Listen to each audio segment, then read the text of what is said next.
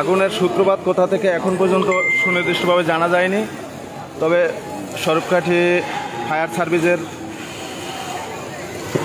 একটি ইউনিট কাজ করছে, দেখতে পাচ্ছেন।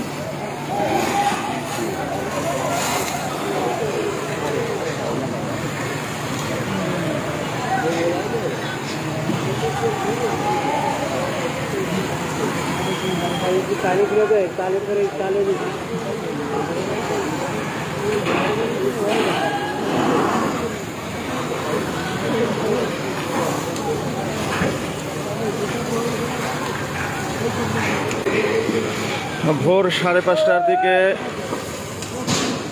সম্ভবত আগুন লেগেছে, সঠিক নির্দিষ্ট কেউ এখন পর্যন্ত জানা যায়নি। তবে ভোর 5:30টার দিকে আগুনের সূত্রপাত হয়েছিল। ঠিক কোন দোকান থেকে এই সূত্রপাত হয়েছে এখন পর্যন্ত জানা যায়নি। আমার পাঁচপাড়া বাজারে একটু মিষ্টির দোকান। আমি 11:30 বা 12টার দিক দিয়ে বাড়ি গেছি।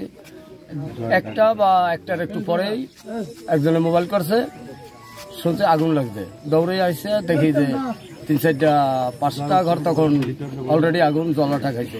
কোন জায়গাতে আগুন জ্বলছে এটা ঠিক বলতে পারি না। তো আমার প্রায় 1.5 লাখ 2 লাখ টাকার মতো ক্ষতি হয়ে গেছে। 12:30 থেকে 1টার ভিতরে আমরা সংবাদ পাই যে পাঁচপাড়া বাজারে আগুন লাগছে।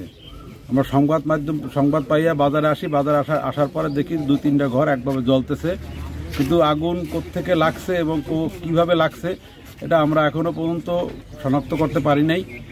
দ্বিতীয়ত এখানে 11টা দোকান ভস্মীভূত হয়েছে এবং কয়েক লক্ষাধিক টাকার ক্ষয়ক্ষতি হয়েছে। এবং স্বর্ণের দোকান ছিল, মোবাইলের দোকান ছিল, সারের দোকান ছিল এবং কীটনাশকের দোকান ছিল, তারপরে আপনার মিষ্টির দোকান ছিল, ফিডের দোকান ছিল। অনেক টাকার ক্ষয়ক্ষতি হয়েছে, যার এখনো পর্যন্ত মোটামুটি সবাই বাজারে এসে পৌঁছায় নাই। এবং যাদের ঘরে আগুন লাগছে তারা মর্মাহত, অনেকেই বাড়ি থেকে এখন পর্যন্ত বাইর হয় নাই। তারা আসলে তাদের কাছ থেকে এই করে জানা যাবে যে কত ক্ষয়ক্ষতি হয়েছে। তবে প্রচুর পরিমাণ ক্ষতি হয়েছে। আমি সংবাদ দিয়েছি ফায়ার সার্ভিসকে, এবং ফায়ার সার্ভিস পিরিজপুরের দূরত্ব হলো এখান থেকে 18 কিলোমিটার এবং নাজিরপুরের দূরত্ব হলো 5 কিলোমিটার। কিন্তু পিরিজপুর থেকে আগে আগুন নির্বাপন করতে হবে। পিরিজপুর যদি না আসতো, আসতে আরেকটু দেরি করতো, তাহলে পুরো বাজারটাই শেষ হয়ে যেত।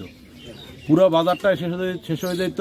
এবং নাজিরপুর আগে একবার আগুন লাগছে, সেইবারও ঠিক সেই একই কাজ করছে, যে প্রায় পিরিজপুরের গাড়ি আসার 5 মিনিট পরে, আগের তারিখও সেই 5 মিনিট পরে আসছে। বাজারের ভিতরে বিশাল বড় পুকুর আছে, মসজিদের পুকুর, এবং পুকুরে পানি পর্যাপ্ত এবং খালেও পানি পর্যাপ্ত। এবং মোটামুটি পিরিজপুর ফায়ার সার্ভিস আসার পরে এই আগুনটা, তার আসার সাথে সাথে আগুনটা নিয়ন্ত্রণে আসছে। 4 জন পাহারাদার ছিল।